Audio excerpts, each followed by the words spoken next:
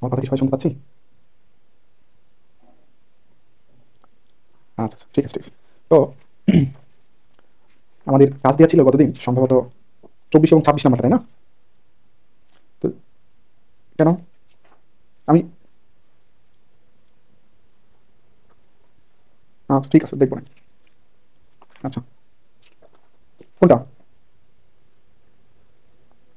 ও আচ্ছা, দিয়ে দেবো না, সমস্যা নাই। না, 24, 25, 26 তিনটা তো হুবহু সেম, তো ওটা কত দরকার নেই তো। আমাকে সলিউশন দিও। হ্যাঁ, সলিউশন দেওয়া আছে তো। সলিউশন দি 24 নাম্বার আছে না? এই 24 নাম্বার। হ্যাঁ, ওই পিকচারের মধ্যে আছে, সবাই পেয়েছে, আপনি পান নাই। আচ্ছা, তাহলে আমরা 24 এবং 26 কাজ দিয়েছিলাম, যেহেতু 25 করাইছি, অর্থাৎ 25, 24, 24, 25, 26 হুবহু, শুধু ডাটাটা আনচেঞ্জ, ঠিক আছে, মানে ডাটাটা চেঞ্জ আর কি, এই জন্য দুটা দিয়েছি। তো আজকে আমরা করবো হচ্ছে 27 নাম্বার ম্যাথটা। আচ্ছা, তো 27 নাম্বার ম্যাথটা দেখি কি কি দেওয়া আছে। একটি ট্রান্সমিশন লাইন, ট্রান্সমিশন লাইন আমরা অঙ্কন করি। রেজিস্ট্যান্স আছে, ইন্ডাক্টেন্স আছে। আচ্ছা, রেজিস্ট্যান্সের মান দেওয়া আছে 5.31, ইন্ডাক্টেন্সের মান দেওয়া আছে 5.54। আচ্ছা, এবার আসি মূল প্রশ্ন, যে এই থ্রি ফেজ লাইন ডেলিভার করতেছে কত? ডেলিভার করতেছে লাইনটা 3600 কিলোওয়াট, অর্থাৎ এটা রিসিভ পাওয়ার। এটা কি পাওয়ার? রিসিভ পাওয়ার 3600 কিলোওয়াট। কত পাওয়ার ফ্যাক্টরে? 0.8 পাওয়ার ফ্যাক্টর। পাওয়ার ফ্যাক্টর কত? 0.8। 0.8 হলে কোন কত ডিগ্রি হয়? 36.87 হয়।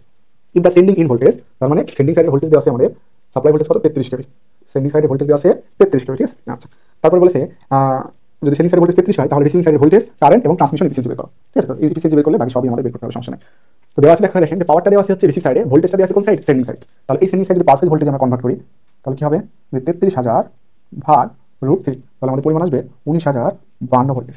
19,052 ভোল্টেজ। আচ্ছা, আবার বলি, প্রশ্নে ভোল্টেজ দেওয়া আছে সেন্ডিং এর, পাওয়ার দেওয়া আছে কোথায়? রিসিভিং সাইডে, ঠিক আছে। আচ্ছা, আমাদের বের করতে বলছে এফিসিয়েন্সি কত। কি বের করতে বলছে? এফিসিয়েন্সি এবং রিসিভিং সাইড ভোল্টেজ এবং কারেন্ট। আচ্ছা, তো আমরা সর্বপ্রথম কারেন্ট বের করি। কিভাবে বের করি? আমরা জানি যে P = √3 VL IL cos θ।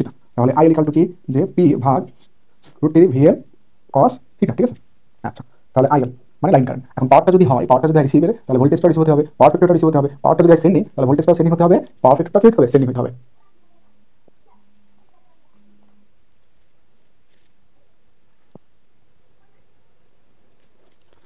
আচ্ছা, তাহলে আমাদের পাওয়ারটা এখন ধরি রিসিভ সাইড। রিসিভ সাইডে পাওয়ার কত দেওয়া আছে? 3600 kilowatt, 10⁻³ divided by √3 into VL.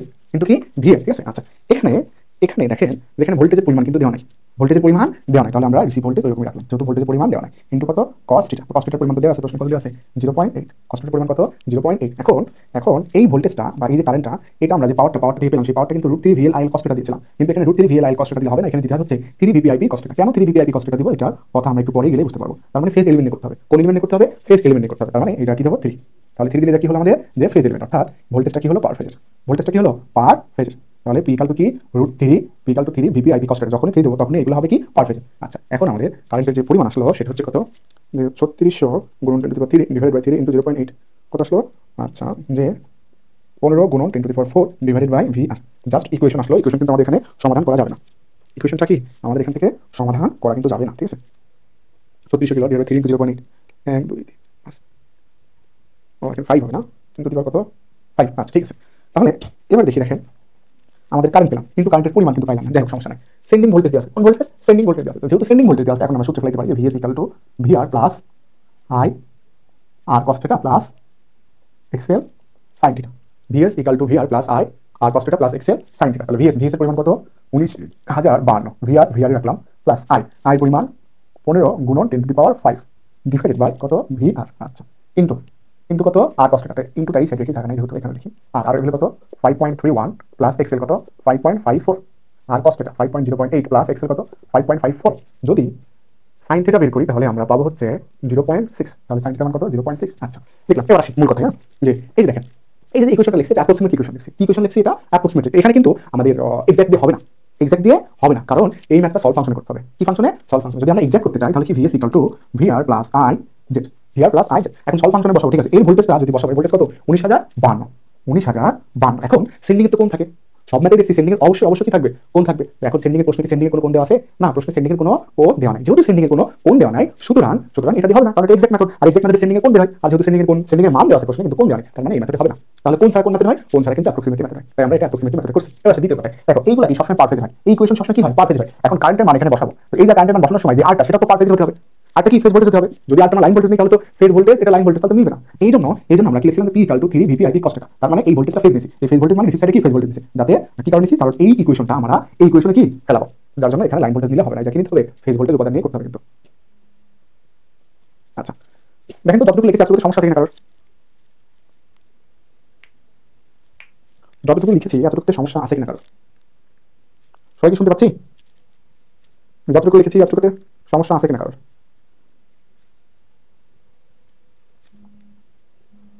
হ্যাঁ বুঝি না, আবার বলেন, কলেজ ছিল তো বুঝি না, আবার বলেন।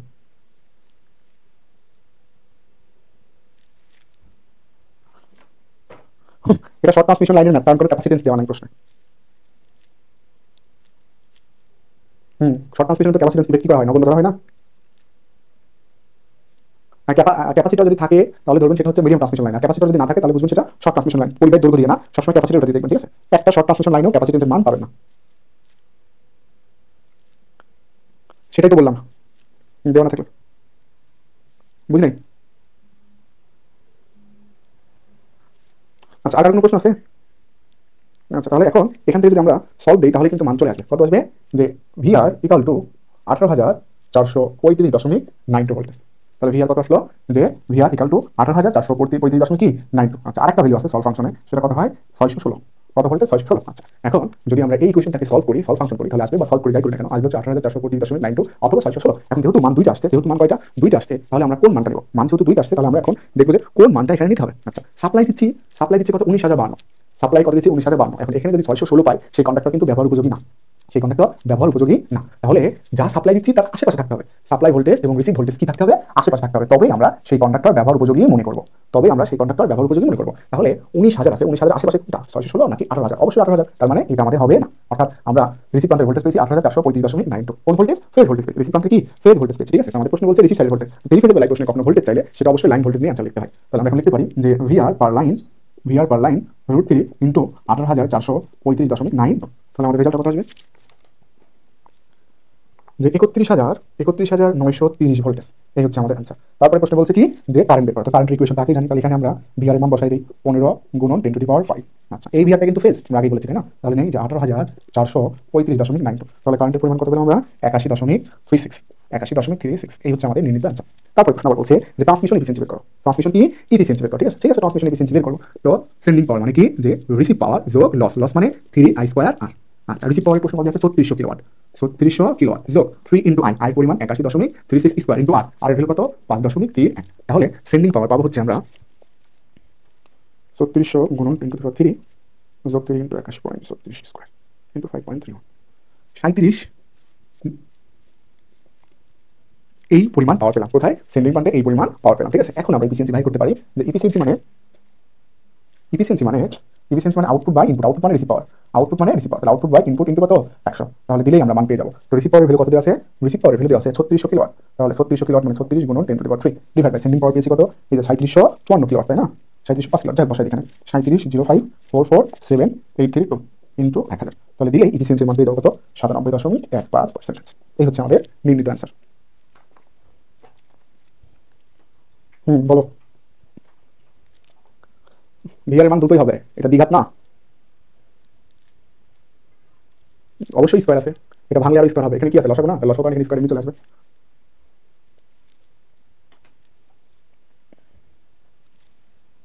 আচ্ছা দেখো এই ম্যাথে যদি কারো কোনো সমস্যা থাকে তাহলে বলি, যদি সমস্যা না থাকে তাহলে 28 নম্বরটা একটু করে দেই।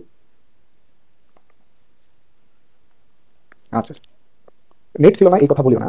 আচ্ছা আচ্ছা ঠিক আছে, এখন 27 নম্বর প্রশ্ন যেটা বলছে যে একটি 3600 কিলোওয়াট, রিসিভ পাওয়ার কত 3600 কিলোওয়াট, পাওয়ার ফ্যাক্টর কত 0.8। আচ্ছা তাহলে 0.8 পাওয়ার ফ্যাক্টর যদি হয় তাহলে কোন কত হবে 34.87। আচ্ছা তাহলে তখন সাইন থিটার মান কত হবে 0.6, সেন্ডিং ভোল্টেজ দেওয়া আছে 33 কেভি। তাহলে আমরা জানি থ্রি ফেজের বেলায় প্রশ্নে যে ভোল্টেজ থাকে সেটা কি লাইন ভোল্টেজ, থ্রি ফেজের বেলায় প্রশ্নে যে ভোল্টেজ থাকে সেটা হয় লাইন ভোল্টেজ। যেহেতু লাইন ভোল্টেজ 33,000, তাহলে ফেজ ভোল্টেজ কি হবে, লাইন ভোল্টেজের 3/√3 ভাগ, √3 ভাগ দিয়ে আমরা ফেজ ভোল্টেজ পেলাম কত 19,052। আচ্ছা এখন আমাদের প্রশ্ন বের করতে বলছে ধরো এফিসিয়েন্সি এবং কি রিসিভ সাইডে ভোল্টেজ, এফিসিয়েন্সি এবং রিসিভ সাইডে ভোল্টেজ, ঠিক আছে? আমরা ট্রান্সমিশন লাইনের ম্যাথগুলো এইভাবে করি, প্রথমে কারেন্ট বের করি, তারপর রেগুলেশন বলি, এফিসিয়েন্সি বলি, তারপর ধাপে করি। তাহলে প্রথমে কারেন্ট বের করি, পি ইকুয়াল টু কি আবার কারেন্টের পরিমাণ বের করতে বলছে। দেখো P equal to 3 VP IP cos θ দিলাম, ঠিক আছে? তাহলে আইপি ইকুয়াল টু কি লেখা যায়, পি ভাগ 3 ভিপি cos θ। তাহলে পি এর মান বসাইলাম, 3 মান বসাইলাম, cos θ এর মান বসাইলাম, ভিপি মানে কি ফেজ ভোল্টেজ। এখন যেহেতু এইগুলা কি নিছি, রিসিভ সাইডে নিছি, এটা রিসিভ সাইড, এটা রিসিভ সাইড, তাহলে এই ফেজ ভোল্টেজ কোথাকার ফেজ ভোল্টেজ নেব, রিসিভ সাইডের ফেজ ভোল্টেজ। তাই এখানে শুধু ভিআর লিখছি, শুধু ভিআর, তার মানে রিসিভ সাইডের ফেজ ভোল্টেজ। তো উপরের অংশ আর নিচের এই দুটো অংশ ভাগ করলে পাবো আমরা এই মানটা। কারণ আই ইকুয়াল টু এইটা পেলাম, আই মান পেলাম না কেন, কারণ এই ভিআর থাকার ফলে আই মানটা না পাওয়ার কারণ হচ্ছে ভিআর। হ্যাঁ, আচ্ছা। তো এখন আমরা জানি যে VS equal to VR plus I R cos θ plus XL sin θ। আচ্ছা, তো ভিএস এর মান বসাই দিলাম, ভিআর এর মান বসাইলাম, আই আই ভ্যালুটা বসাই দিলাম, আর এর মান এটা cos θ এটা প্লাস প্লাস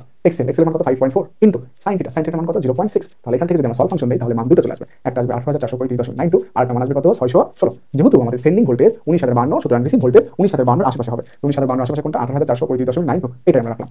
আচ্ছা, তাহলে এটা কি পেয়েছি, অবশ্যই ফেজ ভোল্টেজ, কারণ এটা ফেজ, এটা ফেজ। তাহলে যেহেতু আমাদের প্রশ্নে রিসিভ সাইডে ভোল্টেজ চেয়েছে আর এটা থ্রি ফেজ বেলা রিসিভ সাইডে ভোল্টেজ চাইলে সেটা কি হয়, অবশ্যই লাইন ভোল্টেজ বের করে দেখাতে হয়। তাহলে রিসিভ সাইডে লাইন ভোল্টেজ মানে ফেজ ভোল্টেজের √3 গুণ দিলে এটা আসবে। আবার চেয়েছে কি কারেন্ট, তো কারেন্টের ইকুয়েশন আমরা এখানে দেখেছি, তার মানে এখানে শুধু ভিআর মান বসাই দিলে হবে। আর এই ভিআরটা কি ফেজ, ভিআরটা হচ্ছে ফেজ, তাহলে ফেজ ভোল্টেজ বসাই দিলে 81.36 পেলাম। এবার আসি সেন্ডিং পাওয়ার সূত্র। কি জানি সেন্ডিং পাওয়ার মানে কি, sending voltage into sending current into sending power factor. তো সেন্ডিং কারেন্ট আছে, সেন্ডিং ভোল্টেজ আছে, কিন্তু সেন্ডিং পাওয়ার ফ্যাক্টর প্রশ্নে দেওয়া নাই, তার মানে আমরা ওই দিকে যাব না। আরেকটা দিক আছে যে রিসিভ পাওয়ার যোগ লসেস, রিসিভ পাওয়ার যোগ লসেস। তো রিসিভ পাওয়ার যোগ লসেস দিলে আমরা কি পেলাম, সেন্ডিং পাওয়ার। এবার আমরা লিখতে পারি এফিসিয়েন্সি মানে আউটপুট বাই ইনপুট, দিলে কত আসবে 97.15%।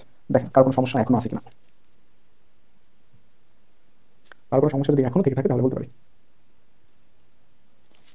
লিটন ভাই, আচ্ছা ঠিক আছে। না না, বিরক্ত না, তেমন না, প্রশ্ন তো আসবে। হ্যাঁ, বিরক্ত হলে কি এখন কি ডাকতাম, কিছু কিছু প্রশ্ন আসে, হ্যাঁ যেটা আসার কথা না, তাহলে এটা স্বাভাবিক বিষয়টা আমার মেনে নিতে হবে। যদি বিরক্তই হতাম খুব বেশি সেরকম, তাহলে তো এখন দেখে জিগাইতাম না, দেখে জিগাইতাম।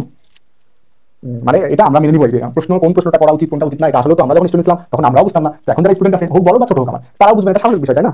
এটা আমরা বিরক্ত হই বা না হয় এটা মেনে নিতেই হবে, মানে সেই স্টুডেন্ট নিয়ে আগাতে হবে, ঠিক আছে? লিটন ভাই বুঝতে পারছি, বিরক্ত হলেও সেটা আগাইতে হবে, না হলেও আগাইতে হবে। বিরক্ত হলে অবশ্যই ডাকতাম না। তো কিছু কিছু প্রশ্ন আসে তো এটা মেটার না, ঠিক আছে? আমার দায়িত্ব প্রশ্নের উত্তর দেওয়া। তো এখানে দেওয়া আছে হচ্ছে 6 দ্বিতীয় নম্বর 28 নম্বর প্রশ্ন। এখানে দেওয়া আছে কত 8 ওহম। আচ্ছা, তো a short three phase transmission line with an impedance 6 plus j of 8 ohm per phase has sending end receiving in voltage, sending end receiving in voltage কত 120 এবং 110। তো সেন্ডিং ভোল্টেজের পরিমাণ দেওয়া আছে আমাদের 120 কেভি, রিসিভিং ভোল্টেজের পরিমাণ দেওয়া আছে যে 110 কেভি। আচ্ছা, respectively for some sending in load at 0.9 lagging power factor. তার মানে রিসিভ সাইডের যে লোডটা আছে সেই লোডের পাওয়ার ফ্যাক্টরের পরিমাণ দিয়ে দিছে 0.9। তো 0.9 যদি হয় তাহলে কোণের পরিমাণ 85.84। হ্যাঁ, determine output power and sending power factor. Determine কি আউটপুট পাওয়ার এবং সেন্ডিং পাওয়ার ফ্যাক্টর, তার মানে রিসিভ পাওয়ার বের করতে বলেছে এবং sending power factor P F S equal to কি ওয়াট, ইকুয়াল টু কি ওয়াট, ঠিক আছে? আপনাদের কিন্তু এমন কিছু, বিশেষ করে লিখুন আপনার কাছে জোর করে অনেক কিছু করে দিয়েছেন, যেরকম যে হিল সাইডের যে ম্যাপটা স্যাগের, এটা কিন্তু অফলাইনে কোনো ব্যাচেই আজ 1 বছর ধরে কোনো ব্যাচেই করেনি। এই আপনাদের রিকোয়েস্টে এই ফার্স্ট আমি করাইছি। তারপরে আবার কি জানো, ওই যে ইনসুলেটের একটা ম্যাথ আছে, ঠিক আছে? এখন এত করে চাইলে এটাকে না দিয়ে পারি বলেন, দিছি। বিরক্ত কেন, বিরক্ত এই কথাটা বলা যায় না, ঠিক আছে? হয়তো যদি কখনো একটু ইস্যু করি তাহলে বুঝতে হবে প্রশ্নটা অ্যাপ্রোপ্রিয়েট হয়নি, এই জন্য, ঠিক আছে? বিরক্ত না। আচ্ছা, তো আমরা দেখি বলছে যে রিসিভ সাইডের পাওয়ার ফ্যাক্টর এবং সেন্ডিং সাইডের পাওয়ার ফ্যাক্টর এবং রিসিভ সাইডের পাওয়ার কত এর পরিমাণ। তো যেটাই বলুন না কেন আমাদের সর্বপ্রথম তো কারেন্ট বের করতে হয়। সর্বপ্রথম কি বের করতে হয়, লাইনের ক্ষেত্রে কারেন্ট বের করতে হয়, যে কোনো সাইকেলের ক্ষেত্রে কারেন্ট নির্ধারণ করতে হয়। আর ন্যাচারালি আমরা যদি রিসিভ সাইডের পাওয়ার বের করতে চাই তাহলে রিসিভ সাইডের কারেন্ট লাগবে, এমনি বোঝা যাচ্ছে। রিসিভ সাইডের কারেন্ট আমরা ইতিপূর্বে যে ম্যাপগুলো করেছি সেখানে কিন্তু কারেন্ট কিভাবে করছি, P equal to VI cos θ দিয়ে। এখন কিন্তু কোনো পাওয়ার দেওয়া নাই, প্রশ্নে কোনো পাওয়ার দেওয়া নাই। যেহেতু প্রশ্নে কোনো পাওয়ার দেওয়া নাই তাহলে P equal to VI cos θ দিয়ে হচ্ছে না। তাহলে কিভাবে, দেখেন সেন্ডিং ভোল্টেজ দেওয়া আছে, রিসিভিং ভোল্টেজ দেওয়া আছে এবং কি ট্রান্সমিশন লাইনের ইম্পিডেন্স দেওয়া আছে। তার মানে আমরা যে ইকুয়েশন জানি সেই ইকুয়েশন থেকে কিন্তু কারেন্ট বের করতে পারবো। আমরা যে ইকুয়েশন জানি সেই ইকুয়েশন থেকে কারেন্ট বাইর করতে পারবো, অর্থাৎ সেন্ডিং ভোল্টেজ যে ইকুয়েশন। এখন ওই ইকুয়েশন কয়টা আছে, দুইটা, একটা এক্সাক্ট একটা কি অ্যাপ্রক্সিমেটলি। তো এক্সাক্ট করা যাবে না কেন, আবারও সেম আগের কথাই যে সেন্ডিং ভোল্টেজের কোনো কোণ দেওয়া নাই, রিসিভ ভোল্টেজের কোণ 0 ডিগ্রি, এটা আমরা জানি, কিন্তু সেন্ডিং এর কোণটা 0 ডিগ্রি হয় না, এখানে কিছু পরিমাণ কোণ থাকে। যেহেতু এর কোণের পরিমাণ দেওয়া নাই সুতরাং এটা এক্সাক্ট মেথডে করা যাবে না। কোন মেথডে করতে হবে, অ্যাপ্রক্সিমেটলি মেথডে। হ্যাঁ, কোন মেথডে করব, অ্যাপ্রক্সিমেটলি মেথড। অ্যাপ্রক্সিমেটলি মেথড মানে VS equal to VR plus I R cos θ plus XL sin θ plus XL sin θ। যদি লিডিং হতে পারে কিন্তু মাইনাস, লিডিং এর ম্যাথড একটা দেই, যদি আপনার কাছে লিডিং হলে জায়গা মাইনাস, ল্যাগিং হলে প্লাস, ঠিক আছে? সেন্ডিং সেন্ডিং আর রিসিভিং এই ভোল্টেজ তো অবশ্যই পার ফেজ হয়, অবশ্যই কোন ভোল্টেজ হয়, পার ফেজের ভোল্টেজ হয়। আচ্ছা, তাহলে কত 120,000 ভাগ √3 দিতে পারি ইকুয়াল টু ভিআর কত 110 কেভি, তার মানে 110,000 বাই √3 প্লাস কারেন্টের পরিমাণ জানি না তাহলে রাখি, আর এর ভ্যালু জানি 6 into cos θ value 0.9 plus x এর ভ্যালু 8 ইনটু sin θ ভ্যালু জানি না, তাহলে বের করি sin কত ডিগ্রি 25.84। তাহলে কত আসবে, তাহলে আসার কথা 0.435। আচ্ছা, তাহলে এটা হচ্ছে 0.435। আচ্ছা, তাহলে এখান থেকে আমরা কারেন্টের পরিমাণ পেয়ে যাবো, কত পাবো, কারেন্টের পরিমাণ পাবো 650.2 এম্পিয়ার। আচ্ছা, যেহেতু কারেন্ট পেয়ে গেলাম, এখন আমরা আউটপুট পাওয়ার বের করতে পারবো না, সেই আউটপুট পাওয়ার মানে রিসিভ পাওয়ার মানে কি √3 বা 3 যে কোনো একটা, √3 VA IL cos θ। যদি 3 দিতাম তাহলে 3 VP IP cos θ হতো। আচ্ছা, √3 দিতে তাহলে লাইন ভোল্টেজ নিতে হবে, লাইন ভোল্টেজ কত 120,000।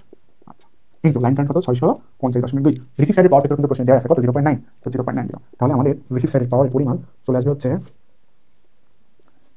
111,490 কিলোওয়াট, এই হচ্ছে আমাদের নির্ণীত অ্যান্সার। আচ্ছা, এবার বলেছে যে ইনপুট সাইডে power factor, that means sending সাইডে পাওয়ার ফ্যাক্টর। তো সেন্ডিং সাইডে পাওয়ার ফ্যাক্টর বের করতে হলে আমরা আগে সেন্ডিং সাইডে পাওয়ারটা বের করব কিভাবে, যে পিএস মানে PR প্লাস 3I² আর। আচ্ছা, তো পিআর এর ভ্যালু হচ্ছে 111,490 গুণন 10 to the power 3, 10 to the পাওয়ার 3 কেন দিলাম, কারণ কিলোওয়াট এটা। আচ্ছা, প্লাস 3 ইনটু আই এর ভ্যালু কত, 650 স্কয়ার ইনটু আর এর ভ্যালুটা কত, 6 দিলে আমাদের এখান থেকে সেন্ডিং পাওয়ার চলে আসবে। সেন্ডিং পাওয়ার কত আসলে সবাই একটু করি, হ্যাঁ, এখানে আমার ভুল হতে পারে। 490 11490 গুণন 10 টু দি পাওয়ার 3 প্লাস 3। আচ্ছা, সবাই এটা আসছে কিনা দেখেন, যে 11 90 99 68.7 ওয়াট। আচ্ছা, সেন্ডিং পাওয়ার পেলাম। আমরা আবার জানি সেন্ডিং পাওয়ার মানে √3 VS IS cos θ। তাহলে সেন্ডিং পাওয়ার ফ্যাক্টর এখান থেকে পেয়ে যাবো। সেন্ডিং পাওয়ার ফ্যাক্টর cos θ মানে PS ভাগ √3 VS IS। আচ্ছা, তাহলে এখন আমরা পাওয়ার ফ্যাক্টর cos θ এটা লিখতে পারি। cos θ লিখতে PS কত, 11 90 99 680.7 ডিভাইড বাই √3 ইনটু VS কত, 120। পাওয়ার কত, কারেন্ট কত, 650.2। তাহলে এখান থেকে আমরা পাওয়ার ফ্যাক্টর পেয়ে যাবো অ্যান্সার ভাগ √3 ইনটু 120। আচ্ছা, 0.88 কি ল্যাগিং, এই হচ্ছে আমাদের নির্ণীত অ্যান্সার। এই হচ্ছে আমাদের কি নির্ণীত অ্যান্সার। ল্যাগিং কেন, কারণ সার্কিট ল্যাগিং, এখানে রিডিং এর কোনো অপশন নেই। না, কারো কোনো সমস্যা আছে কিনা, সমস্যা থাকার কথা না, তবুও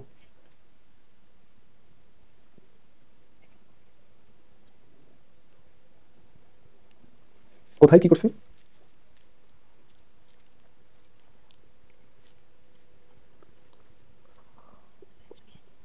কেন দিলাম, কারণ ভুল হয়েছে তাই, ঠিক আছে, কারণ ভুল হয়েছে।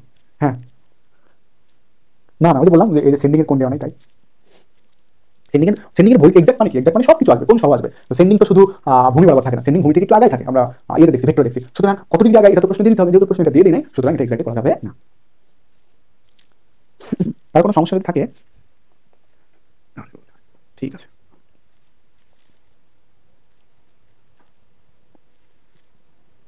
আচ্ছা, তাহলে আমাদের শর্ট ট্রান্সমিশন লাইন শেষ, এখন আসবো মিডিয়াম ট্রান্সমিশন লাইন। হ্যাঁ,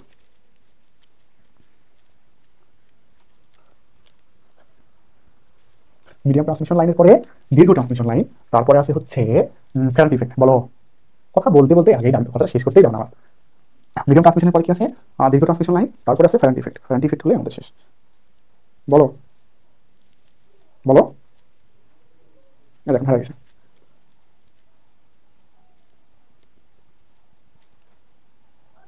পারফেক্ট ইমপ্লিমেন্ট বাই করাই দিবে, সমস্যা নেই।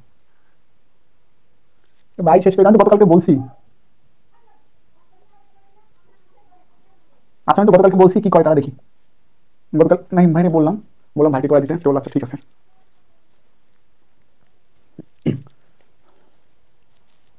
Medium transmission line. তো মিডিয়াম ট্রান্সমিশন লাইন কাকে বলে, যে ট্রান্সমিশন লাইনের দৈর্ঘ্য 50 থেকে, যে ট্রান্সমিশন লাইনের দৈর্ঘ্য 50 থেকে 150 কিলোমিটারের মধ্যে এবং অপারেটিং ভোল্টেজ 20 কিলোভোল্ট থেকে 100 কিলোভোল্টের মধ্যে, তাকে মিডিয়াম ট্রান্সমিশন লাইন বলে, ঠিক আছে। আচ্ছা, এখন এই মিডিয়াম ট্রান্সমিশন লাইনে আমরা দেখেছি, আমরা সাধারণত একটি লাইনে কি থাকে, টালি নাই। আচ্ছা, এক সেকেন্ড।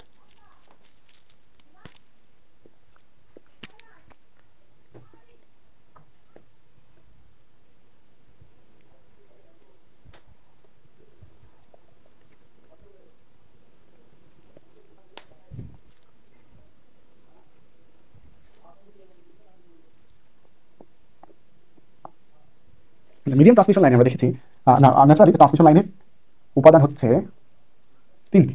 কি কি, রেজিস্ট্যান্স, ইন্ডাকট্যান্স এবং কি ক্যাপাসিট্যান্স। রেজিস্ট্যান্স ইন্ডাকট্যান্স নিয়ে আমাদের ঝামেলা নাই, কেন, এগুলো সিরিজ হয়, এগুলো সার্কিটে কিসে হয়, সিরিজ হয়। আচ্ছা, এখন যেহেতু সার্কিটে সিরিজ হয়, তাহলে কোনো ঝামেলা নেই, ঝামেলা হয় প্যারালাল হলে বা মিক্স হলে। ঝামেলা হয় কি, প্যারালাল হলে বা মিক্স হলে, ঠিক আছে। আচ্ছা, এখন এখন আমরা দেখি যে এখানে ক্যাপাসিট্যান্স ইফেক্ট কিরকম। ক্যাপাসিট্যান্স ইফেক্ট আমরা জানি line to line, capacitance effect কি, লাইন টু লাইন। তার মানে এই যে ক্যাপাসিট্যান্স, এটা সুষমভাবে সমগ্র লাইন বরাবর কি আছে, বন্টিত আকারে আছে। লাইনের যে ক্যাপাসিট্যান্স, ট্রান্সমিশন লাইনের যে ক্যাপাসিট্যান্স, এটা সুষমভাবে সমগ্র লাইন বরাবর কি আছে, বন্টিত আকারে আছে। এখন কথা হচ্ছে, আমরা তো এইরকম ভাবে ম্যাথ করতে পারবো না, প্রত্যেকটা জায়গায় ক্যাপাসিট্যান্স হিসাব করে ধরে ধরে ম্যাথ করতে পারবো না, বা ট্রান্সমিশন লাইনের সমস্যা সমাধান করতে পারবো না। এখন যেহেতু এটা সমাধান করতে পারবো না বা পারতাম না, এই কারণে বিজ্ঞানীরা বাজার অ্যানালিসিস করে তারা তিনটা পদ্ধতি আবিষ্কার করছে। Transmission line, medium transmission line নির্ণয় করা তিনটা পদ্ধতি আবিষ্কার করছে। একটা নমিনাল টি মেথড, একটা হচ্ছে নমিনাল প্রাইম মেথড, আর একটা হচ্ছে ইন কন্ডেন্সার মেথড। অর্থাৎ টি পদ্ধতি, পাই পদ্ধতি এবং শেষ প্রান্ত ক্যাপাসিটর পদ্ধতি। তাহলে আমরা এখন সেই টি পদ্ধতি, পাই পদ্ধতি এবং শেষ প্রান্ত ক্যাপাসিটর পদ্ধতি নিয়ে আলোচনা করবো। তাহলে পদ্ধতিগুলো কেন আসছে, আসার কারণ হচ্ছে এই ক্যাপাসিটেন্সের প্রভাবের ফলে। কেন আসছে, ক্যাপাসিটেন্সের প্রভাবের ফলে, ঠিক আছে। তাহলে আমরা এখন নমিনাল টি নিয়ে আলোচনা করবো। এই ফিগারটা মুছে দেই।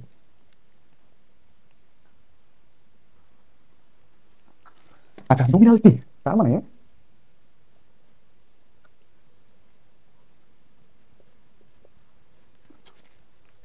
নমিনাল টি এর মানে হলো যে লাইনের লাইনের সমগ্র ক্যাপাসিটেন্স, লাইনের সমস্ত বা টোটাল ক্যাপাসিটেন্সকে যদি লাইনের ঠিক মাঝামাঝি বরাবর হিসাব করা হয় তাহলে যে পদ্ধতি হয় সেটা হচ্ছে নমিনাল টি পদ্ধতি। আবার বলি, লাইনের টোটাল ক্যাপাসিটেন্সকে লাইনের ঠিক মাঝামাঝি ধরে যদি ট্রান্সমিশন লাইন হিসাব করা হয় তাহলে সেই পদ্ধতিকে বলা হয় নমিনাল টি মেথড। যেহেতু ঠিক মাঝখানে ক্যাপাসিটেন্স হিসাব করেছি তার মানে লাইনের অর্ধেক অংশ এই সাইড আছে, অর্ধেক অংশ কি ওই সাইড আছে, তার মানে রেজিস্ট্যান্স অর্ধেক এই সাইড, রেজিস্ট্যান্স অর্ধেক ওই সাইড। ঠিকভাবে আমরা এখন লিখতে পারি, আচ্ছা, যে এখানে একটা রেজিস্ট্যান্স আছে, এখানে আছে ইন্ডাকটেন্স, তো এখানে রেজিস্ট্যান্স আছে, এখানে কি আছে ইন্ডাকটেন্স। আচ্ছা, এখানে ধরি তাহলে যেহেতু অর্ধেক তাহলে r/2, এখানে ধরি xl/2, এটা ধরি r/2, এটা কত xl/2, কেন কারণ অর্ধেক এই সাইড অর্ধেক কি এই সাইড আছে। এর আড়াইতে যে ভোল্টেজ এটা হচ্ছে আমাদের রিসিভ ভোল্টেজ, এর আড়াইতে যে ভোল্টেজ সেটা রিসিভ ভোল্টেজ। আর এর আড়াইতে যে ভোল্টেজ সেটাকে বলি চার্জিং ভোল্টেজ মানে ভিসি। এর মধ্যে দিয়ে যে কারেন্ট যাবে সেটা আইসি, এর মধ্যে দিয়ে যে কারেন্ট যাবে সেটা রিসিভ কারেন্ট, এর মধ্যে দিয়ে যে কারেন্ট যাবে সেটা সাপ্লাই কারেন্ট, আর এটা আমাদের সাপ্লাই ভোল্টেজ। দেখেন এই যে লাইনের নোটেশন গুলো লিখলাম এটাতে সমস্যা আছে না কারণ।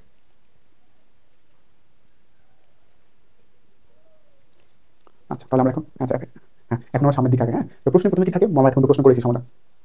প্রথমে প্রশ্ন আমরা দেখেছি ঠিক আছে যে ভিআর প্রশ্ন দেওয়া থাকবে, ভিআর প্রশ্ন দেওয়া থাকবে, পাওয়ার দেওয়া থাকবে, যেখান থেকে আমরা কারেন্টটা বের করতে পারবো। তাহলে পরবর্তী কি হবে, যদি ভিআর দেওয়া থাকবে আমরা এখন বের করবো কি ভিসি, কি বের করবো ভিসি। তাহলে ভিসি মানে কি, যে ভিসি মানে VR plus IR r/2 plus j of xl/2 plus j of কি xl/2। তাহলে প্রথমে আমরা কি নির্ণয় করবো ভিসি, কারণ ভিআর এবং আইআর তো প্রশ্নের ডাটা দিয়ে বের করতে পারবো। যখন ভিসি পাবো তখন কিন্তু আইসি পাবো। তাহলে আইসি মানে কি, আইসি মানে ওর ভোল্টেজ ভাগ ওর বাধা, এর বাধা মানে কি এক্সি না, আর এক্সি মানে কি মাইনাস জে অফ এক্সি, এক্সি মানে কি মাইনাস জে অফ এক্সি। আচ্ছা, এখন যখনই আমরা আইসি পাবো তো আইসি এবং আইআর দুটো যোগ করলে কি হবে আইএস। আমরা লিখতে পারি আইএস মানে আইসি প্লাস আইআর। এখানে বারটা দেওয়ার অর্থ হলো ভেক্টর, এসিতে বার দিলেও ভেক্টর, বার না দিলেও ভেক্টর।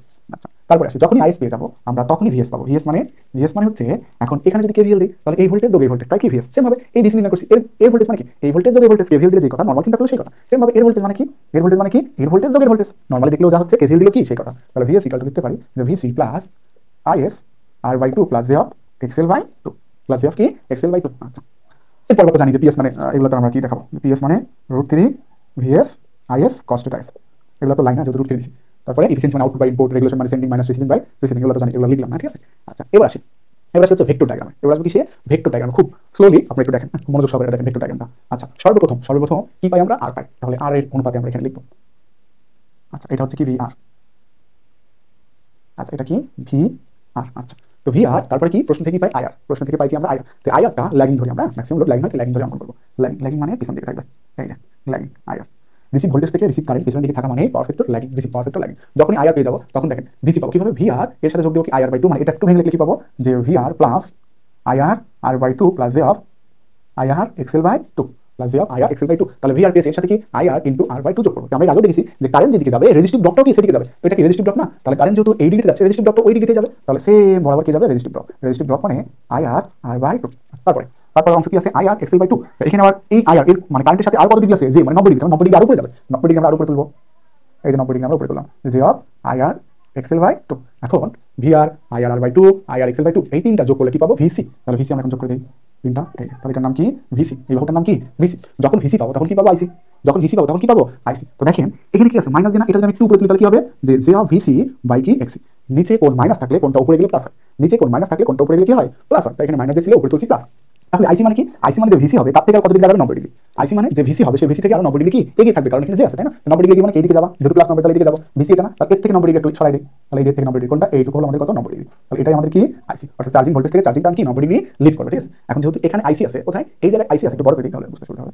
আচ্ছা, যেহেতু এখানে আইসি আছে তাহলে এর সমান্তরালে এখানে একটা আইসি আছে, তাহলে আমরা দিয়ে দিই এখানে আইসি। এখন এই আইআর এই আইসি এই দুইটা যদি এখন যোগ করে দিই তাহলে কি পাবো আমরা আইএস, এই হলো আমাদের কি আইএস। দেখেন আচ্ছা, আর কার কি সমস্যা, আর প্রশ্ন আছে, আর কোনো প্রশ্ন, আর কোনো প্রশ্ন নাই না, ঠিক আছে। তাহলে এখানে আমরা আবার দেখি, ঠিক আছে, মিউট করে রাখি।